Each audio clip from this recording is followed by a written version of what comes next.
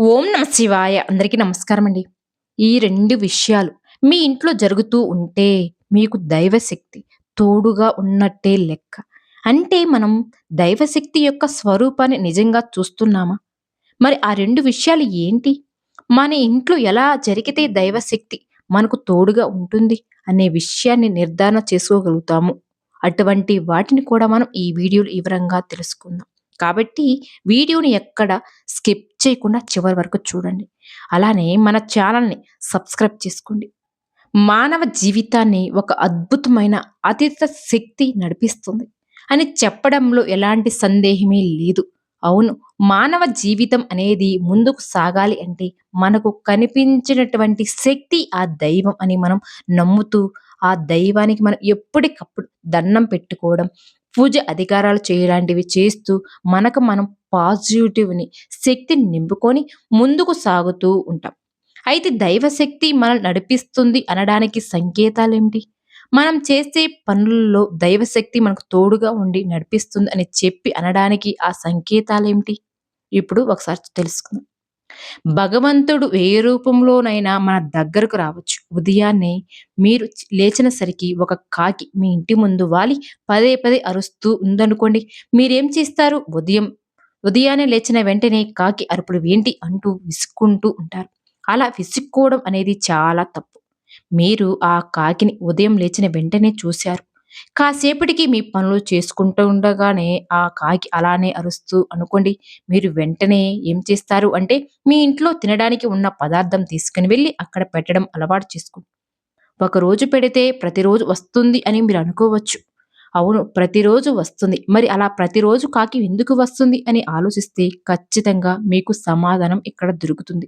ప్రతిరోజు ఆ భగవంతుడు మీ ఇంట్లో ఉన్న దైవశక్తిని మీకు పరిచయం చేయడం కోసం, మీ ఇంట్లో దైవశక్తి నిక్లిష్టమై ఉంది అని తెలియజేయడం కోసం కాకి రూపంలో వచ్చి మీ ఇంటి ముందు అరుస్తూ ఉంటుంది.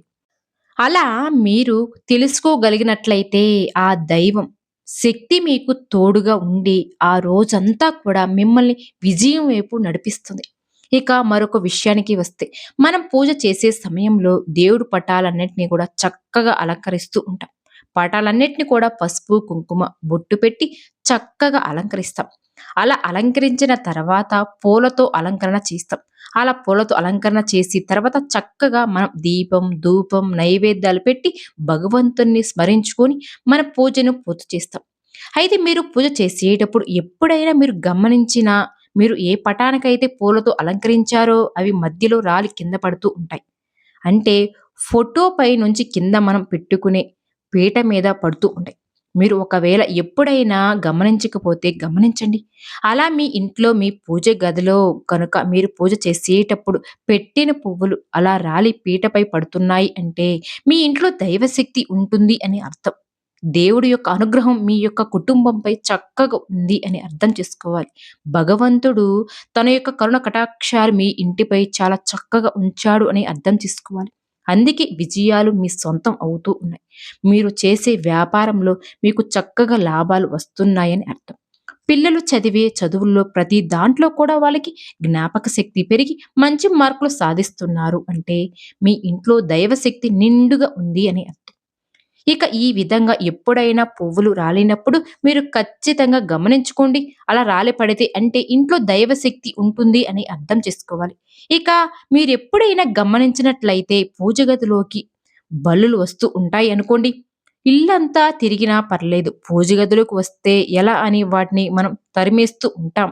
కానీ అవి ఎక్కడికి వెళ్ళకుండా బల్లి రూపంలో కూడా భగవంతుడు తన యొక్క అనుగ్రహాన్ని కుటుంబంపై ఉంచుతూ ఉంటాడట.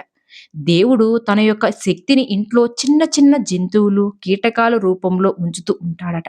మరి ఆ రూపంలో మనకు బల్లిని కూడా పూజ గదిలోకి పంపిస్తాడు ద్వారా తన శక్తి ఆ ఇంట్లో నిండి ఉంది అనే విషయం మనం తెలుసుకోవాలి. మరి బల్లి మనకు అప్పుడప్పుడు పూజ గదిలో దేవుడి పటాల వెనక్కి వెళ్ళిపోయినా దాక్కుంటూ ఉంటుంది.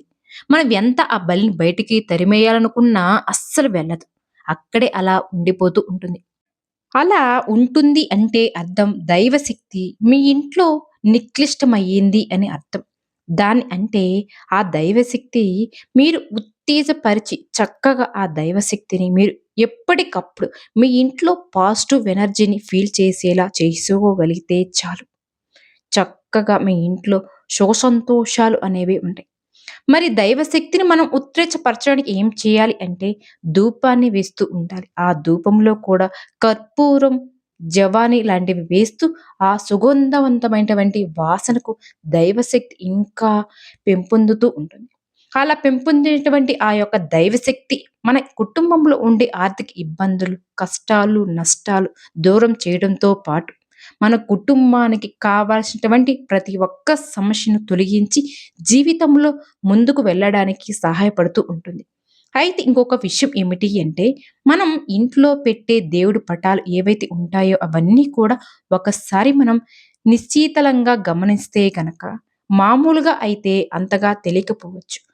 మనం గోడకి మేకు కొట్టి దానికి దేవుడి ఫోటోలు తగిలించుకుంటూ ఉంటాం. ఆ ఫోటో మనం నిశ్చితంగా గమనిస్తే కొద్దిగా క్రాస్ ఉన్నట్టుగా గమనించుకోండి. వెంటనే దాన్ని సరిచేసుకోవాలి. అంటే ఎప్పటికప్పుడు దైవ మందిరాన్ని శుభ్రం చేసుకొని, పటాలు శుభ్రం చేసుకొని, నీట్‌గా సర్దుకుంటూ ఉండాలి. మనం ఇంట్లో పెట్టుకునే విగ్రహాల్లో ఫోటోలు కూడా ఆ దైవానికి యొక్క జీవం అనేది ఉంటుంది. జీవం ఉండడం వలనే మన ఇంట్లో దైవశక్తి అనేది ఎక్కువగా పెంపొందుతూ ఉంటుంది అని గుర్తుపెట్టుకోవాలి. మన ఇంట్లో ఆ దైవశక్తి ఎప్పుడైతే ఫుల్‌గా ఉంటుందో అప్పుడే చాలా చక్కగా దైవశక్తి అనేది చాలా చక్కగా పాజిటివ్‌ని ఇంట్లో ఫీల్ చేస్తుంది అని అర్థం చేసుకోవచ్చు. మరి ఇలా ఎప్పుడైనా మీకు ఇంట్లో పూజ చేసేటప్పుడు ఆ పటాల నుంచి పూలు రాలి పడినా, ఉదయం లేచిన వెంటనే కాకులు కనిపించి ఇంకా దేవుడు పటాల వెనక బల్లులు తిరుగుతూ ఉన్న ఇక అదే విధంగా దేవుడు పటాలు ఏమైనా పక్కకు జరిగినట్టు కనిపించిన ఇవన్నీ కూడా దైవశక్తి మన చుట్టూ మనతో పాటు మన ఇంట్లో ఉంటుంది అని తెలియజేసే సంకేతాలు. కాబట్టి ఆ దైవశక్తిని మనం ఇంకా పెంపొందించుకోవడానికి, జాగ్రత్తలు చేసుకోవడానికి మనం చేయవలసిందల్లా ధూపం, దీపం, నైవేద్యాలు పెట్టుకోవడం. ధూపం వేయడం వీలైనంత వరకు వారానికి 2 సార్లు అంటే మంగళవారం, శుక్రవారాలలో ఉదయం, సాయంత్రం పూట చక్కగా ధూపం వేసుకోండి.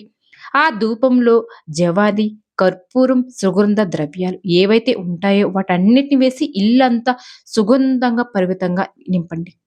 పాజిటివ్ ఎనర్జీ మీ ఇంటి నిండా నిండిపోతుంది. ఇంట్లో దైవశక్తి ఉద్రేకమై మీ జీవితంలో అనేక మార్పులు గూడా వస్తాయి. దారిద్ర్యం అంతా ఇంట్లో ఉండవల్ల వల్ల మనం ఎప్పుడు కూడా సంతోషంగా ఉండలేం కదా! ఎప్పుడు ఏదో ఒక బాధలు మనల్ని పీడిస్తూ ఉంటుంది.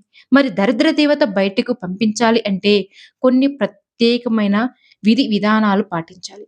మరి ఆ విధానాలు ఏమిటి అంటే ప్రతిరోజు కూడా స్నానం చేసిన తర్వాత చిటికెడు పసుపు కలిపి ఆ పసుపు నీటి ఇంట్లో అన్ని గదుల్లో చల్లాలి. అలా చల్లితే దరిద్ర దేవత త్వరగా ఇల్లు వదిలి వెళ్ళిపోతుందట. ఆ తర్వాత లక్ష్మీదేవి ఇంట్లోకి అడుగుపెడుతుంది.